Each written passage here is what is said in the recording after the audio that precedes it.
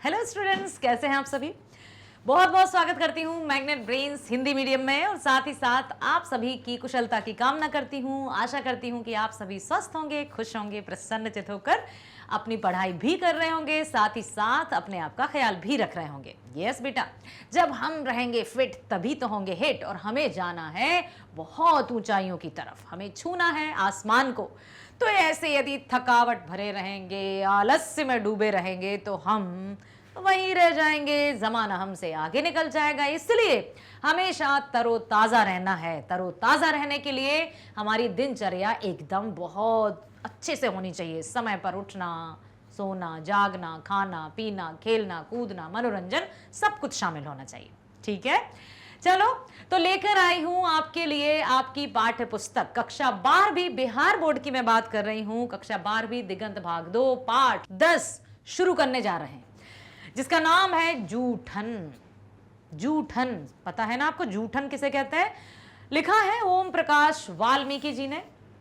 इस पाठ के माध्यम से क्या बताया है लेखक ने, जूठन का क्या अर्थ होता है, सब कुछ जानेंगे आप इस वीडियो में। तो मेरे साथ बने रहना शुरू से लेकर अंत तक, ताकि आप बहुत अच्छे से ये समझ सको कि किस तरह का बर्ताव होता था, किस तरह से लोगों के मन में भावनाएं थीं, क्या कोई जाति पाति धर्म आदि से संबंधित मानसिकता जो संकीर्ण हुआ करती थी लोगों के बीच में, सब कुछ जानेंगे। उसे जानने से पहले हम जानते हैं लेखक परिचय के बारे में। ओम प्रकाश वाल्मीकि, जन्म 30 जून 1950, निधन 17 नवंबर 2013, जन्म स्थान बरला गांव, मुजफ्फरनगर, उत्तर प्रदेश। ठीक है, रचनाएं हैं, कविता संग्रह देखते हैं। सदियों का संताप, बस बहुत हो चुका, इनफ इज इनफ, बस बहुत हो चुका। वाल्मीकि जी, ओम प्रकाश वाल्मीकि जी के नाम से याद रखिएगा, बस बहुत हो चुका, क्योंकि उन्होंने इस तरह की जातीय भेदभाव को या जो जाति प्रथा थी उसमें किस तरह से लोगों के साथ वर्ग भेद होता था, जाति भेद होता था, उन्हें उपेक्षित समझा जाता था समाज से। तो ये रचना ओम प्रकाश वाल्मीकि जी की ही है। अब और नहीं, बस बहुत हो चुका, अब और नहीं। शब्द झूठ नहीं बोलते, चयनित कविताएं डॉक्टर रामचंद्र। कहानी संग्रह सलाम, घुसपैठिए, छतरी। ठीक है, ये थी इनके काव्य। सदियों का संताप, बस बहुत हो चुका, अब और नहीं, शब्द झूठ नहीं बोलते, चयनित कविताएं, कहानी है सलाम, घुसपैठिए और छतरी। अब देखो, ओम प्रकाश वाल्मीकि क्या थे, कौन थे, क्या आपको पता है। बिल्कुल अवश्य पता होगा कि समाज पहले 4 वर्गों में विभाजित था। किस तरह से, सबसे मुख्य थे ब्राह्मण, ठीक है, फिर क्षत्रिय, फिर वैश्य, और सबसे जो दयनीय स्थिति थी वो शूद्र। ब्राह्मणों का ये था कि ब्राह्मण ज्ञान अर्जन करेंगे, वेदों का ज्ञान, शिक्षा प्रदान करना ब्राह्मणों का काम था। वहीं क्षत्रियों का क्या काम था, युद्ध, सुरक्षा आदि। ठीक है, रक्षा संबंधी सेना आदि में क्षत्रियों का कार्य हुआ करता था। जाति के आधार पर कर्म था कुल मिलाकर। डॉक्टर भीमराव अंबेडकर का जाति प्रथा और आपने सुना ही होगा श्रम विभाजन। तो इस तरह से ब्राह्मणों का कार्य बटा हुआ था कि यदि ब्राह्मण जाति में किसी बच्चे का जन्म होता है तो उसको यही कार्य करना है जो ब्राह्मण जाति के लोग किए जा रहे हैं, पूजा अर्चना, ज्ञान अर्जन, ये सब।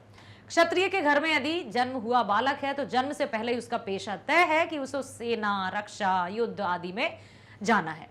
वैश्य के परिवार में यदि बच्चा जन्म लेता है तो जन्म से पूर्व ही ये तय था कि ये व्यापार से संबंधित कार्य करेंगे।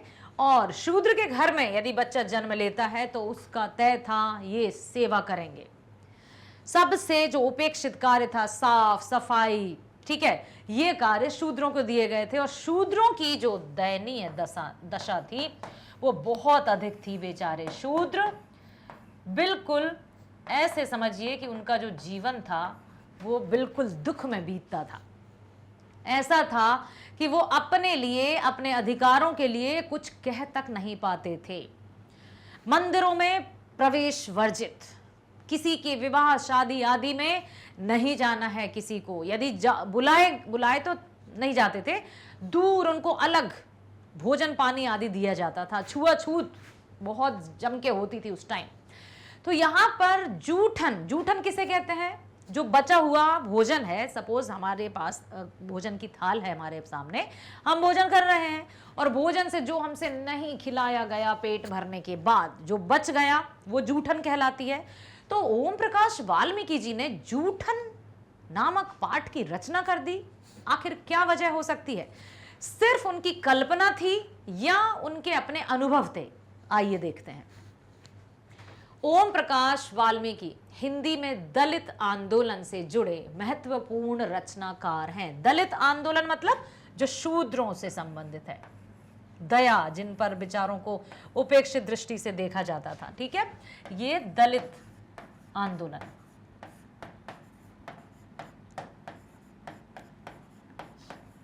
जुड़े हुए थे। ओम प्रकाश वाल्मीकि हिंदी में दलित आंदोलन से जुड़े महत्वपूर्ण रचनाकार हैं।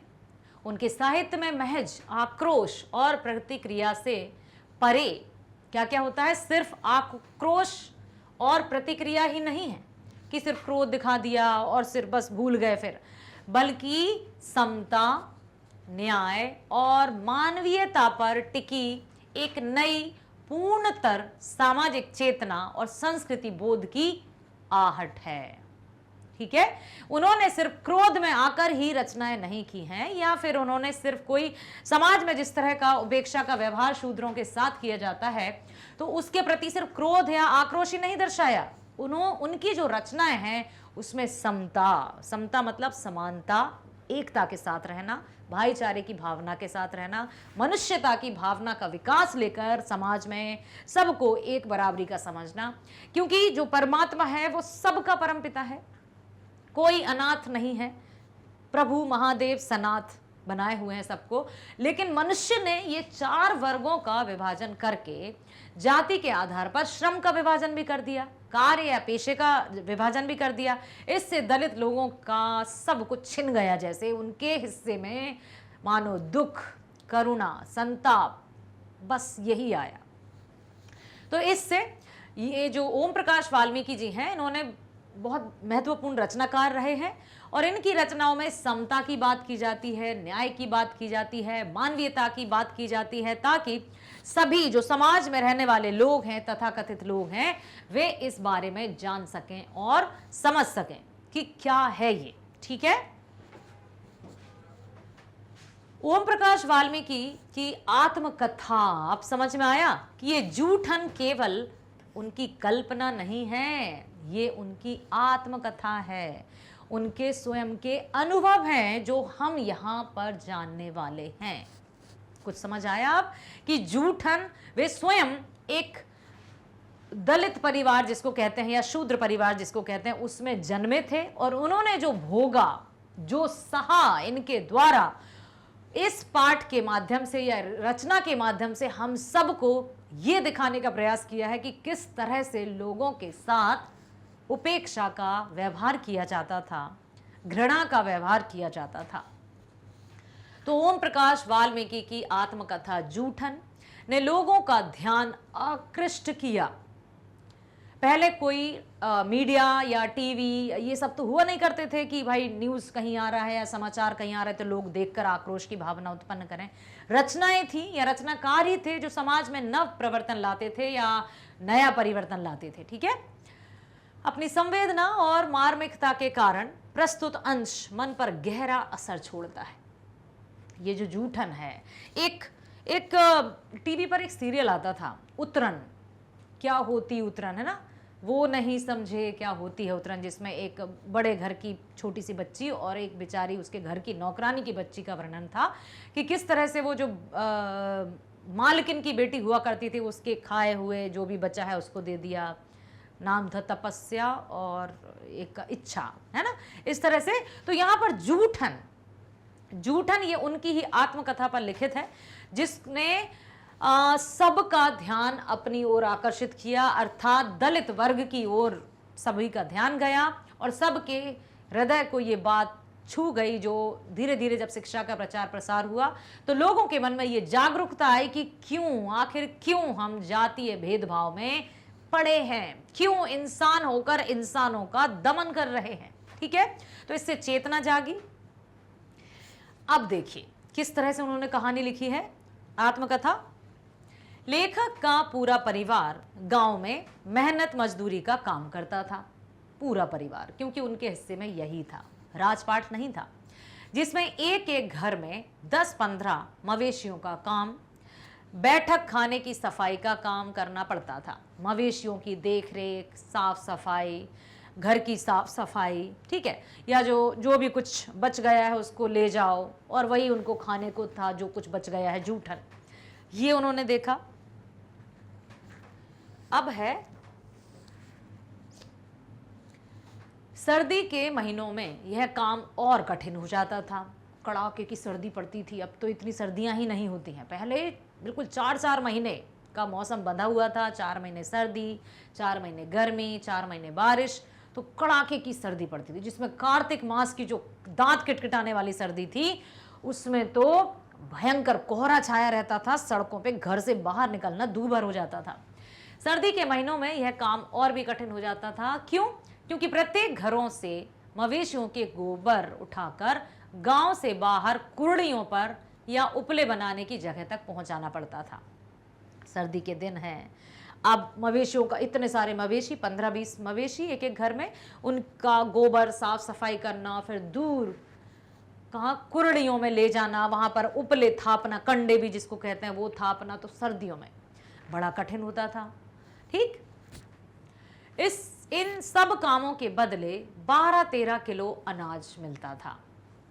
दोपहर में बची खुची रोटी मिलती थी, जो खास तौर पर चूहड़ों या दलितों को देने के लिए बनाई जाती थी।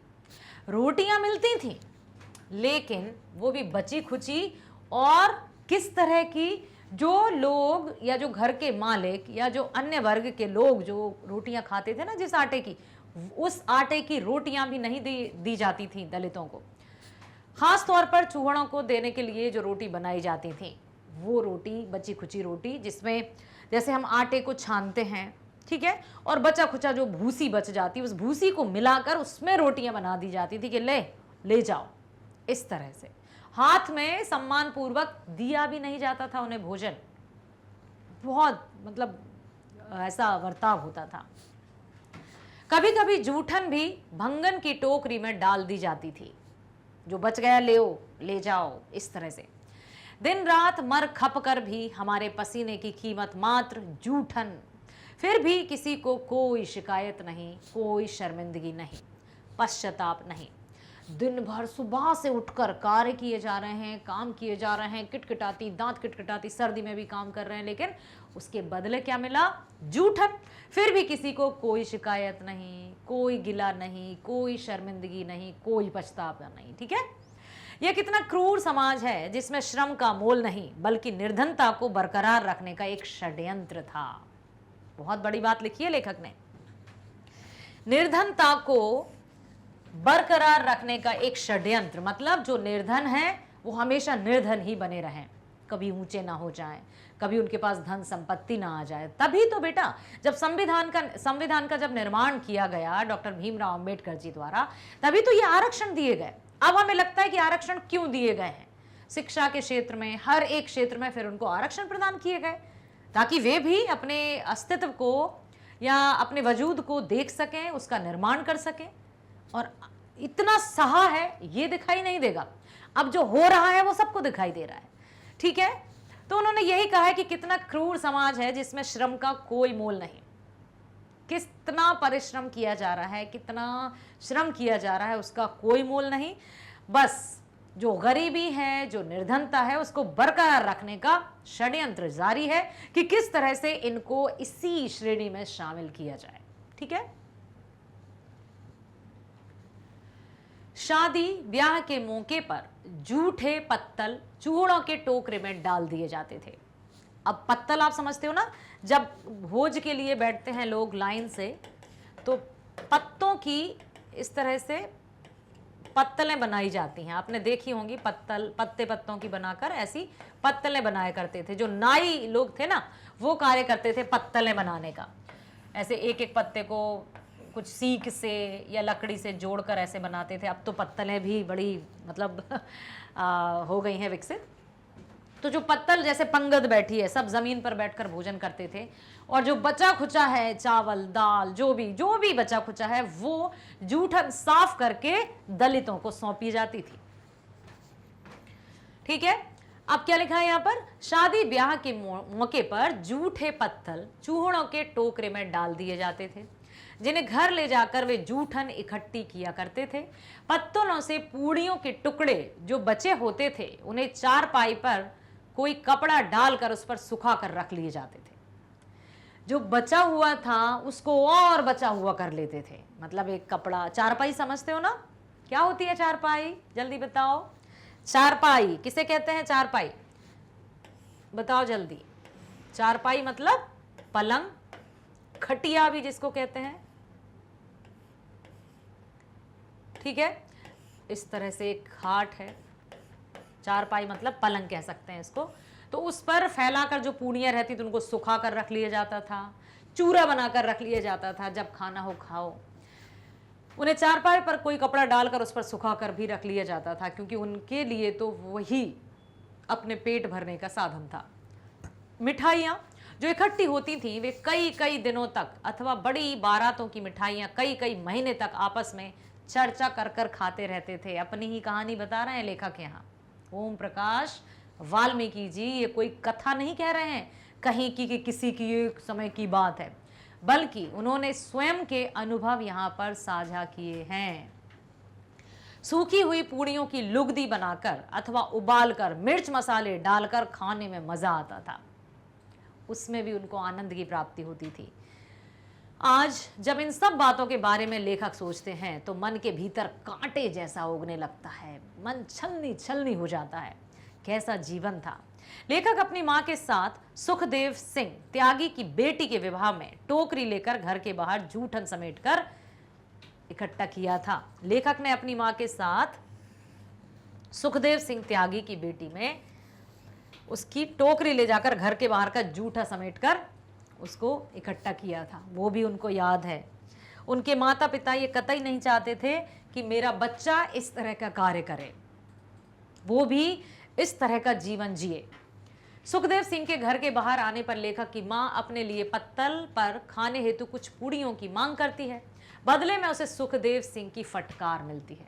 जूठन उठाते हुए उसने कहा कि साहब कुछ और पूड़ियां मिल सकती हैं, तो उसको पूड़ियों की जगह डांट, फटकार, अपशब्द मिलते हैं। वह चुपचाप टोकरी लेकर घर चली जाती है। यह उसकी महानता का प्रतीक है। जूठन शीर्षक आत्मकथा के माध्यम से लेखक ने अपने बचपन का संस्मरण जानते हो बेटा? संस्मरण का अर्थ होता है जो स्मृतियों पर आधारित होता है, जो याददाश्त पर आधारित होता है। ठीक है, संस्मरण स्मृतियों से बनता है और स्मृतियों की विश्वसनीयता ही इसे महत्वपूर्ण बनाती है। तो अपनी बचपन की यादें एवं परिवार की गरीबी का वर्णन करते हुए इस बात को सिद्ध करने का प्रयास किया है कि गरीबों के पास गरीबी है, किंतु साथ ही दिल और दिमाग भी है, साथ ही संतोष भी। ये विशेषताएं अमीरों में नहीं पाई जाती। गरीब चुपचाप अपमान बर्दाश्त कर लेता है, उसे भूल भी जाता है, दुर्व्यवहार करने वाले को माफ भी कर देते हैं। लेखक के संकलन में प्रत्यक्ष रूप से यहाँ पर हमें दिखाई दिया, जो हमने देखा अभी उनकी। आशा करती हूँ आपने बहुत ध्यानपूर्वक लेखक ओम प्रकाश जी द्वारा रचित जूठन पाठ को पढ़ा और समझ में भी आया हमें, क्योंकि हम पहले से भी समाज शास्त्र या सामाजिक विज्ञान में हम पढ़ चुके हैं कि समाज में किस तरह का भेदभाव किया जाता था। जाति प्रथा एक क्रूरता के साथ फैली हुई थी। समाज के उच्च वर्ग के लोग समाज पर अपनी ही सत्ता समझते थे और जो निम्न वर्ग या दलित वर्ग था उसको उपेक्षित माना जाता था। तो आशा करती हूँ आपने सुना है तो समझ में ज़रूर आया होगा। चलिए मिलेंगे हम नेक्स्ट वीडियो में, जिसमें हम जूठन पाठ के बिहार बोर्ड सॉल्यूशंस करने वाले हैं। तो चलो bye, thank you so much.